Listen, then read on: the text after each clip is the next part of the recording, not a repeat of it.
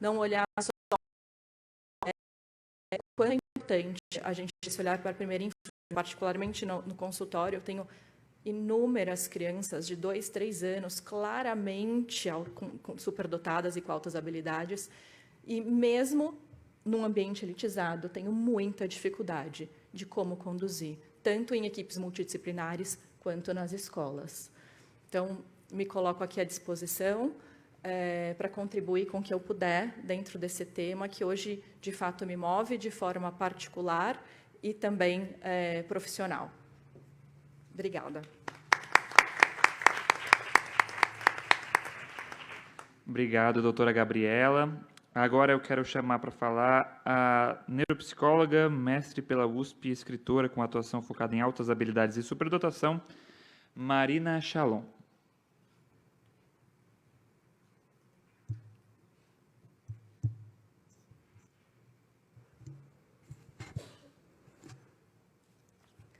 Excelentíssima senhora deputada Andréa Werner, autoridades presentes, colegas da educação e da saúde, famílias e todos que nos acompanham.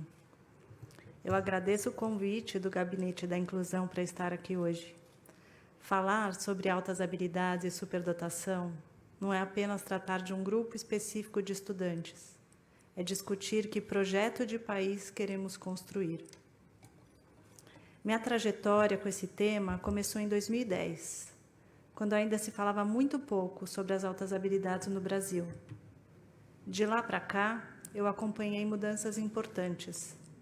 Depois da pandemia, eu percebi um interesse crescente da sociedade por esse tema. Esse movimento é positivo, mas ele precisa se transformar em política estruturada. Antes de falar especificamente sobre a superdotação, a gente precisa falar sobre a inclusão. A Unesco define a educação inclusiva como processo de transformação da escola para que ela se adapte à diversidade dos estudantes, e não o contrário. Esse princípio foi consolidado na Declaração de Salamanca, em 1994, em um contexto histórico pós-guerra, quando o mundo buscava reconstruir sistemas educacionais mais democráticos e combater discriminações estruturais. Naquele momento, a preocupação central era garantir acesso à escola. Hoje, o nosso desafio é outro. Hoje, a gente precisa garantir permanência com qualidade. A gente precisa garantir desenvolvimento pleno. A gente precisa garantir que a diversidade não signifique invisibilidade ou desistência. Isso eu estou falando para os alunos com altas habilidades. As altas habilidades fazem parte dessa diversidade. Pensando numa estimativa bem conservadora, quando a doutora Cláudia falou, né, das diferentes formas de identificar e de pensar teoricamente, que a gente pode pensar de 2,5% a 5%, por algumas teorias, 20% da população, né, de estudantes, por outras teorias, e a importância de ter um referencial teórico até para se saber de que população a gente está falando. Vamos pensar numa estimativa bem conservadora, 2% da população escolar, a mais conservadora possível. Se a gente estiver falando deste número, a gente está falando no estado de São Paulo algo em torno de 166 mil estudantes.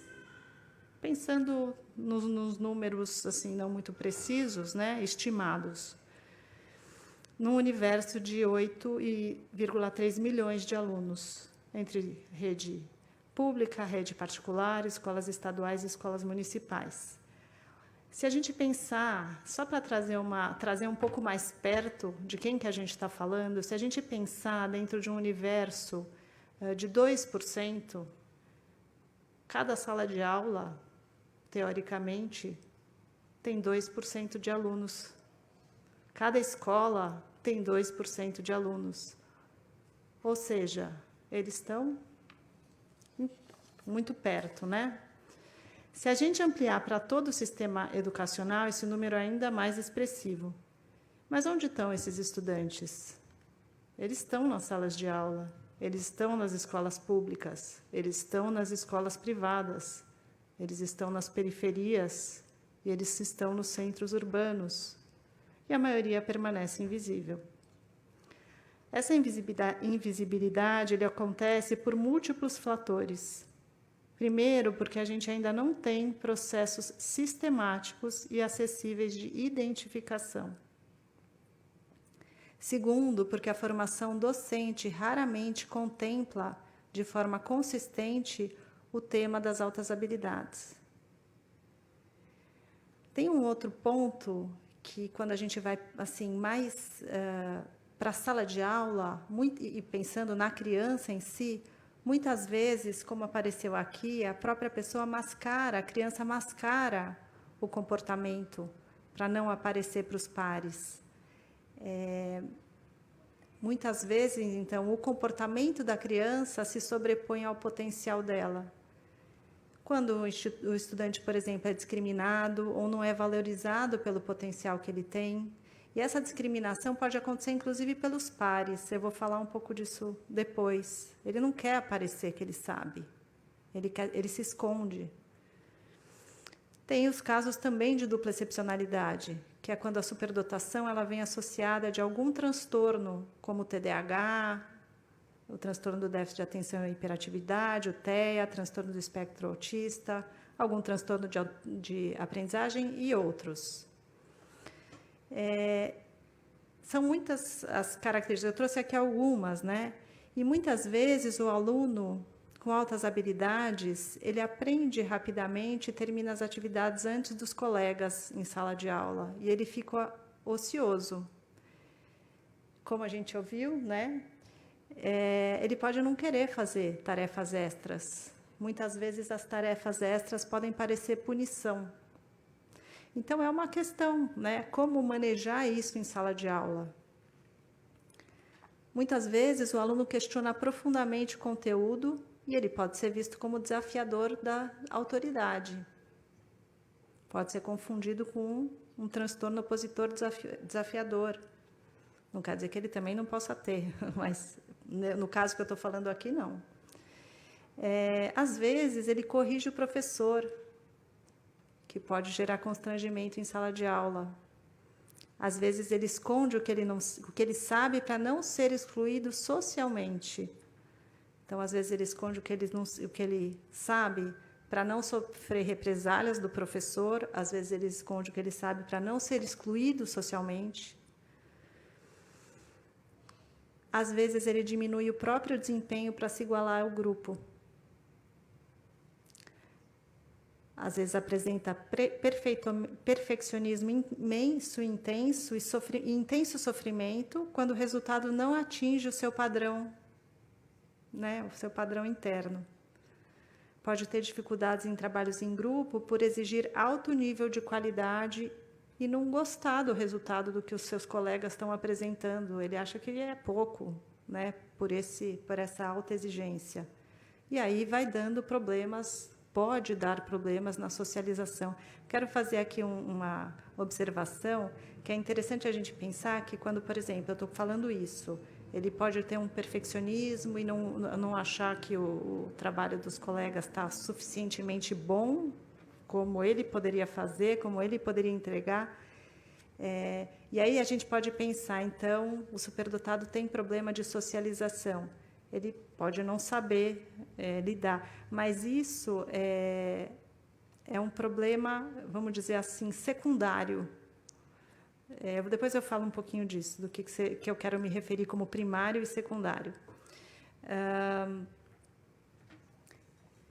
Muitas vezes ele se sente deslocado socialmente porque ele não tem os mesmos interesses. O que eu quero dizer de secundário não é porque ele não tem condições, é porque ele não tem interesse. Quando a gente pensa, falando na neuropsicologia, numa dificuldade estrutural, né, quando a gente pensa num problema do neurodesenvolvimento, a gente está falando de uma questão que ela é estrutural. É uma questão de uma dificuldade devido ao funcionamento cerebral, vamos dizer assim, que algumas áreas são menos desenvolvidas ou mais pobremente desenvolvidas, que trazem algumas dificuldades com alguns comportamentos. Quando eu faço uma avaliação e identifico isso, eu estou falando de um problema primário. Não quer dizer que não dá para fazer uma estimulação, enfim. Mas eu estou falando de um problema primário. Quando eu estou falando de alguma coisa que se desenvolve na relação, no contato com o outro, eu estou falando de um problema secundário. Tá? Então, ele pode desenvolver... Então, o que eu quero dizer é que a superdotação, esses problemas, eles não são primários. Eles são problemas de ajustamento social. Eles acontecem no contato com o meio. E quando eles acontecem no contato com o meio, eu posso tentar fazer alguma coisa no meio para tentar ajudar e modificar. E é por isso que a gente fala de educação inclusiva. A gente está pensando em como a gente pode melhorar esse contexto para que isso deixe de se manifeste de uma outra forma.